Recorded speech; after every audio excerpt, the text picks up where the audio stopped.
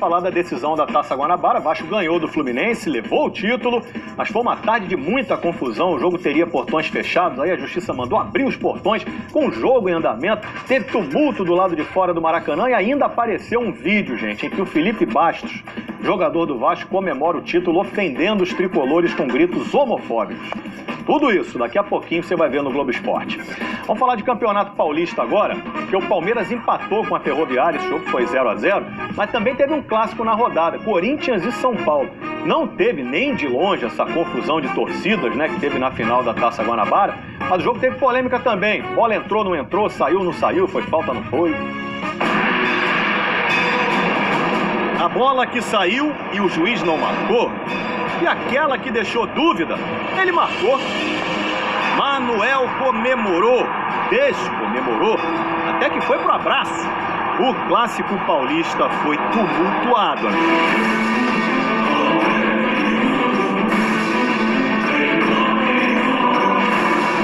O céu parecia pintado de aquarela, pedia um futebol arte, mas não foi um dos melhores jogos, não. Muita marcação, muita disputa e também erros dos dois lados. Um jogo muito disputado e pouco jogado. Uma parte de criatividade muito abaixo, se tratando de um clássico. É muita transpiração e pouca inspiração. E é nesse contexto que a gente chega nessa jogada aí aos 41 minutos do primeiro tempo. Cleison cruzou da esquerda e o Pedrinho arriscou. O goleiro Thiago Volpe fez uma boa defesa. O problema é que a bola saiu completamente pela linha de fundo. Olha aí. O árbitro Lucas Belotti não marcou a saída da bola. E olha o que aconteceu na sequência depois da cobrança do escanteio. Gol!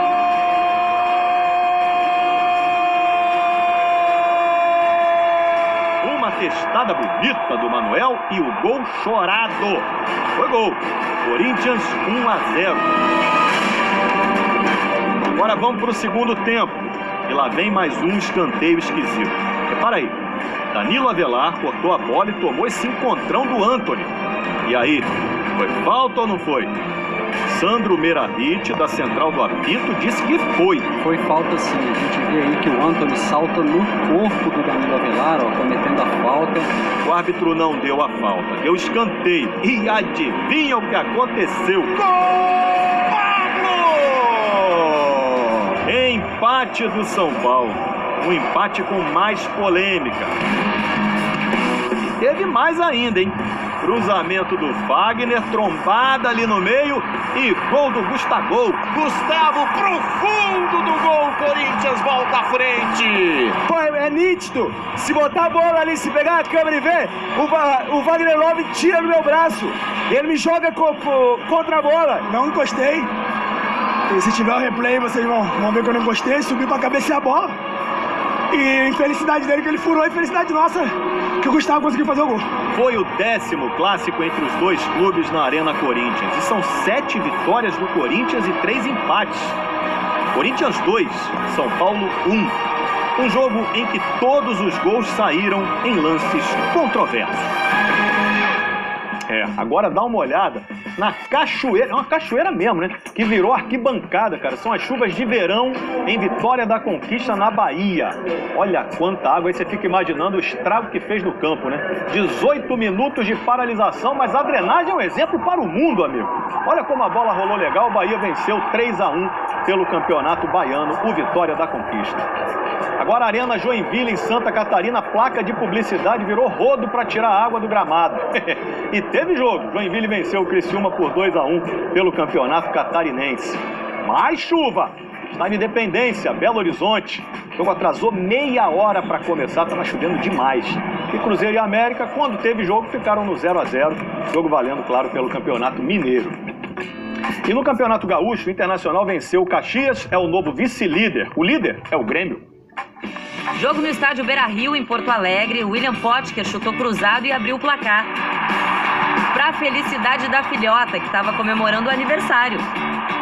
Pelas circunstâncias da profissão, não pude passar o aniversário do lado dela, mas desejar feliz aniversário para ela, primeiro aninho de vida. O Caxias empatou com o Rafael Gavo. E o Patrick desviou o cruzamento para dar a vitória para o Inter, 2-1. Copa Intercontinental de Basquete no Rio, uma espécie de Mundial de Clubes. O Flamengo buscava o bicampeonato diante da torcida na Arena Carioca.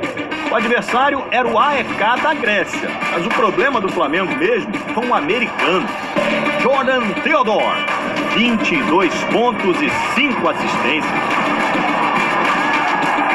Ele fez a alegria dos amarelinhos.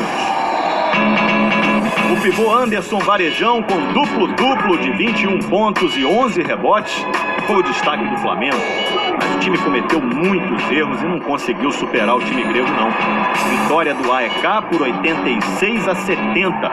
Troféu de melhor jogador da competição para o Theodore. E título para o AEK. Ainda basquete, agora NBA. Ontem teve o jogo das estrelas, em time LeBron James contra time Antetokounmpo. All-Star Game, o jogo das estrelas. LeBron James, Kevin Durant, Stephen Curry, James Harden, Russell Westbrook e Giannis Antetokounmpo, os melhores do basquete do momento, juntos.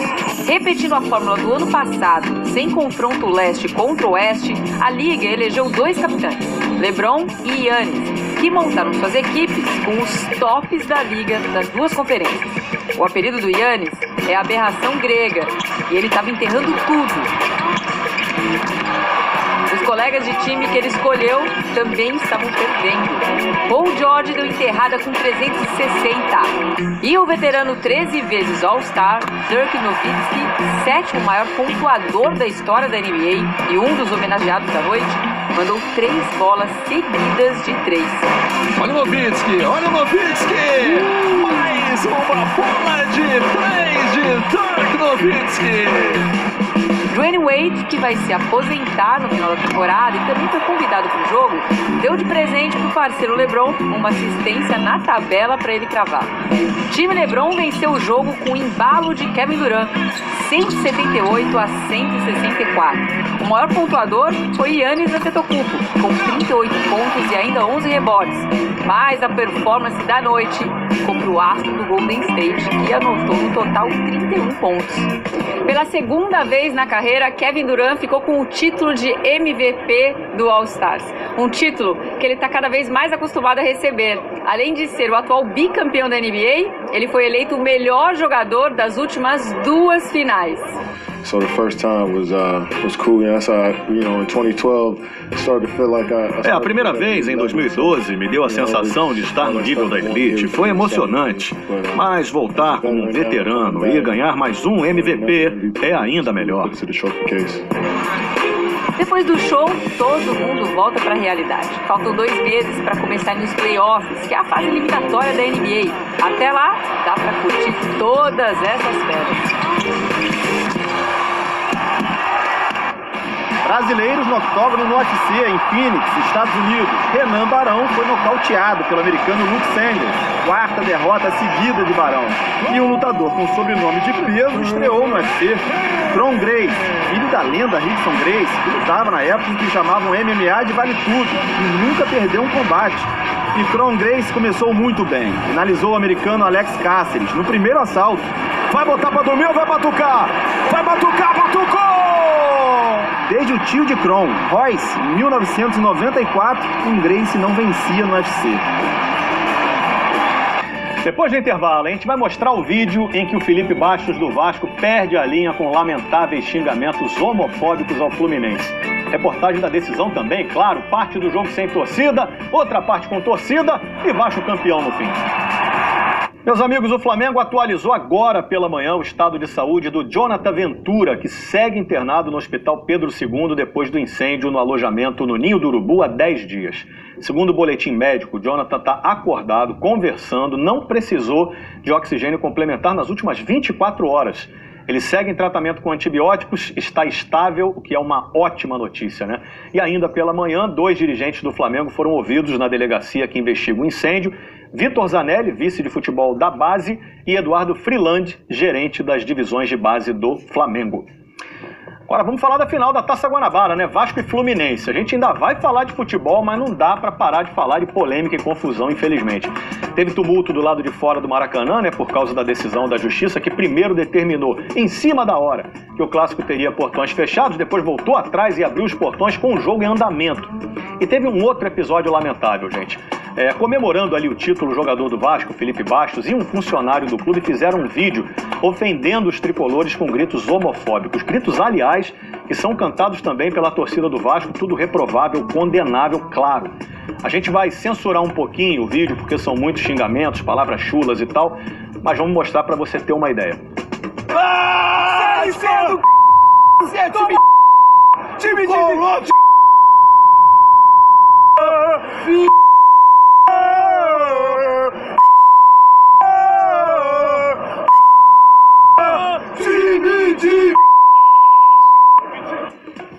O Fluminense se manifestou através das redes sociais. O clube entende que uma vitória seguida de homofobia é uma derrota para o esporte e o país onde mais se assassina LGBTs no mundo não pode deixar uma demonstração tão clara de preconceito morrer. Por respeito, por justiça, por humanidade, o Fluminense, assim como todo o clube de futebol, é feito de homens e mulheres de várias cores, condições sociais, sexualidades e tem muito orgulho de cada um de seus torcedores. Por isso, faz questão de afirmar quantas vezes forem necessárias que é um time de todos.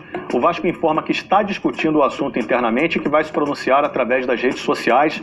Felipe Bastos postou um vídeo para se retratar e se desculpar por causa deste vídeo. Muito bem, chegou a hora, hein, de ver como foi a decisão da Taça Guanabara. O Vasco venceu o Fluminense, é o campeão, mas foi um domingo em que, infelizmente, o que aconteceu fora de campo ofuscou a conquista do clube. Isso é futebol. Um esporte jogado por milhares de pessoas. Um esporte de contato. Contato da torcida com o time.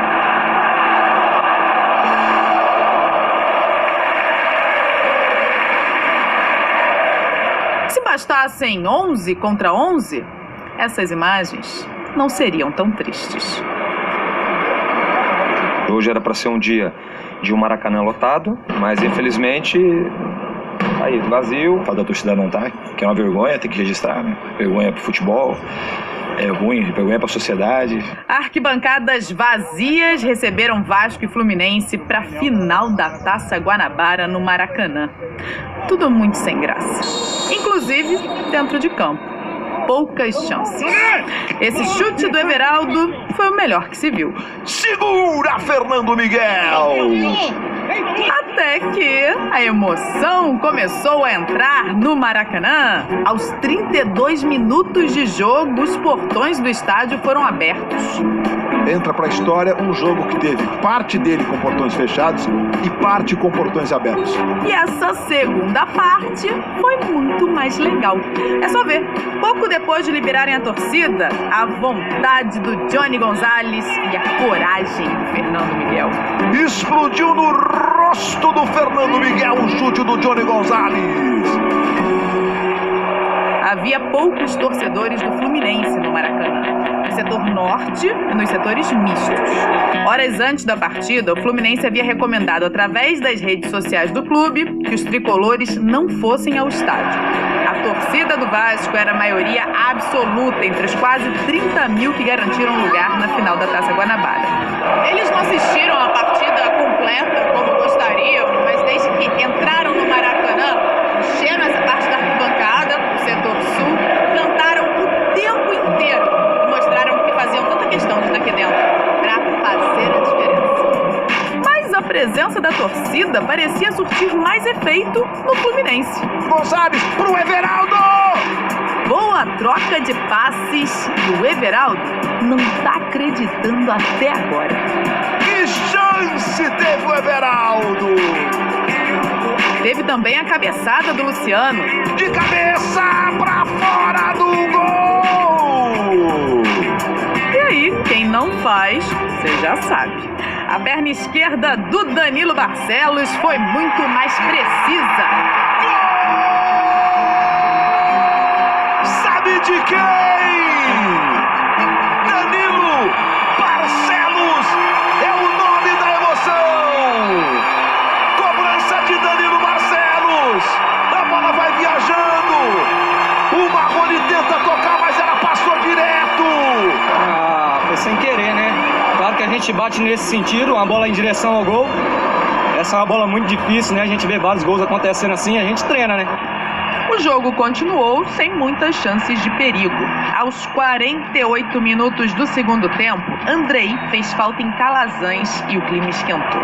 Pela primeira vez no Campeonato Carioca, a arbitragem analisou imagens com auxílio do árbitro de vídeo, o VAR. Bruno Arleu de Araújo decidiu expulsar o Luciano por um empurrão no Andrei. O volante vascaíno também foi advertido, mas com cartão amarelo. Terminou assim, Vasco 1, Fluminense 0. Vasco campeão da Taça Guanabara com 100% de aproveitamento.